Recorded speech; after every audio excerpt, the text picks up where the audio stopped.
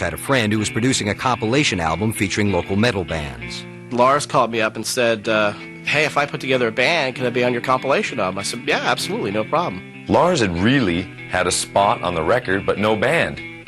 So, in my kind of will and maybe greediness to get going in this thing, said, okay, we'll hook up. The band had a spot reserved on an upcoming album. Soon they had a second guitarist, Dave Mustaine. I went in there and I set up my gear. I started warming up, and these guys were all in the other room. And I walked in there and I said, come on, let's go. And they said, you got the job. And I went, well, that's easy. In 1981, Metallica's frenetic two-guitar sound was a direct assault on LA's softcore glam rock scene. We weren't doing what they were doing. They were playing pretty much cheeky music because they wanted the girls, and all we wanted to do was rule the world. If you came here to see spandex and big hair, this ain't your band, and that was kind of became our war cry, you know? Metallica met with an apathetic response in the LA clubs, which only served to fuel their aggressive play. That developed our style. We were up on stage, we wanted attention. We're going to play louder, we're going to play faster. Our whole existence pretty much was for guitar dominating the world and getting liquored up. In the winter of 1981, a benefit for Metal Mania magazine brought the band to San Francisco. The city was a hotbed for the new heavy metal movement. Everybody just wanted to make the most obnoxious, loudest, scare your parents, annoy people, fastest music you could. That heavy crunch stuff was way new, and everybody loved it, you know. It tickles your same kind of funny bone that makes you break windows when you're a kid. One of those Bay Area fans was Exodus guitarist Kirk Hammett. I couldn't believe what I was seeing. It was the most original, heaviest, fastest thing I had ever seen in my life. By the time Metallica returned to Los Angeles, tensions within the band were building. Dave Mustaine's drinking was getting out of hand. There was always some clashing between Ron and Dave. Ron couldn't hang. He didn't want to be a part of it anymore. Ron was soon out, and Metallica was in the market for a new bassist. Lars had asked me, they were kind of looking around for another bass player, and he asked me if I knew anybody. I said, well, why don't you guys come down and see this band Trom at the Troubadour? They're pretty cool. I think you might like the bass player. When I first saw Cliff Burton, I'd never seen anybody quite like him on stage. And his head banging on stage, I mean, nobody banged like him. It was insane. I remember the first time I saw them play with him, I was like, oh my God, look at that guy. The next day after a performance, he'd get up and, oh God, my neck, I can't understand. Cliff, what do you mean? Your neck, you're bouncing your head up and down all night long, and you wonder why your neck hurts. So, but anyway, he kind of smiled. You know, after 6 months of courting him, it just came to the point where he would join the band on that one condition, which was if we wanted him in the band, Metallica goes to Northern California. LA sucks! We really had no problem with that. LA wasn't treating us very well at all. Metallica moved to San Francisco in the spring of 1983 and rented a small house in El Cerrito. These were lean times for the band, but they had found a home for their unique brand of metal. We just moved all the furniture out of the house and invite 50 headbanging friends over, put Venom on the stereo, and just thrash the place, you know? By the time you walk in the club, we just be like, metal rules! That guy's got a blonde stripe in his hair. Kill him, kiss that Motley Crue creep.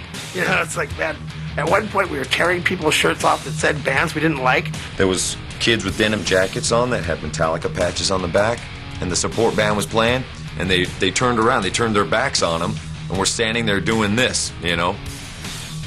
And it's like, wow, they're loyal to us. They're our people, you know? Coming up, hard rock hits hard times in New York City. We didn't have a lot of money. And later, Metallica's future almost goes up in flames. A big colored flame goes right up under me. And his skin is bubbling like on the Toxic Avenger. When Behind the Music continues.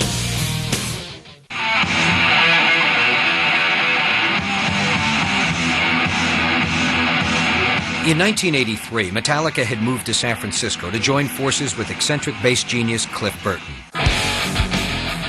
At that time, a brisk underground trade in tape cassettes kept metal fans up on the latest hot bands. A band that would never play once would get famous around the world within a few months just from the copies of their demo getting around all around the world.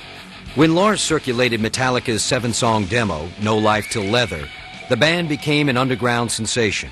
That they had this huge, giant following before they even really had a record out. Metallica's demo wound up in the hands of Johnny and Marcia Zazula, who ran a music flea market in New Jersey called Rock and Roll Heaven. It was the East Coast capital of the growing metal movement. Metallica was the answer to America's prayers. They were the first band we heard that really made America look they gave good. the American headbanger something to hang their hat on. Johnny Z offered to manage Metallica and to secure them a recording deal. So we come out to New York and we meet this guy who was giving us, $75 to drive across the country. It's like, hi, we're Metallica. Hi, I'm Johnny Z. Well, John, come here. Well, you see the guy with the Dave Mustaine?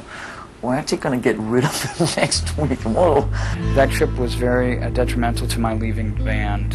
When we would get drunk, they would get silly and I would get really violent. And violent people and silly people don't mix when they're inebriated. They came to the East Coast, hungry with a goal and a mission.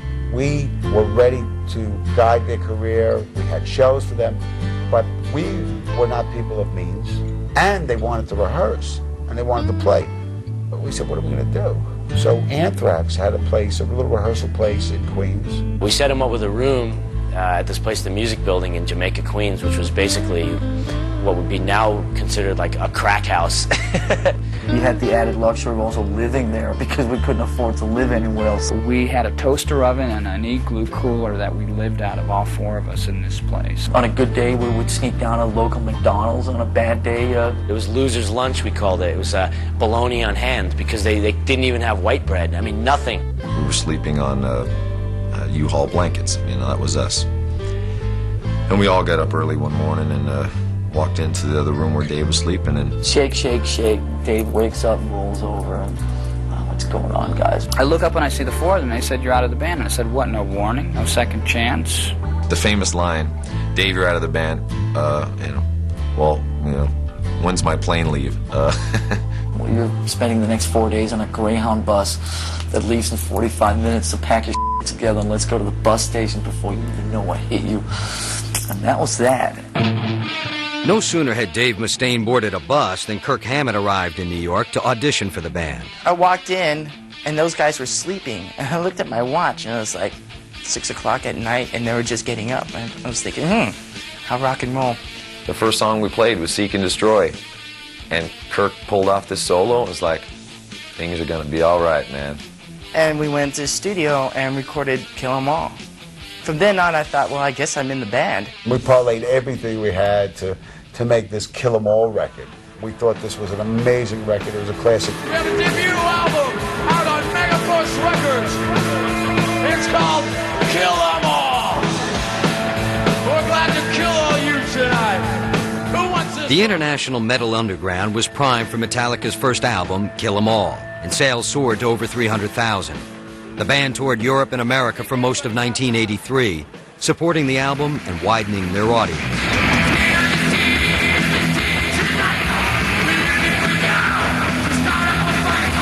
They lived it, they breathed it, they slept it, metal. And the kids did the same exact thing. We were very proud that we were four regular guys in street clothes getting up there and jamming. Why should we change? We're on stage. We're not trying to be something big and fancy, it's just us doing what we do. Let's keep it that way.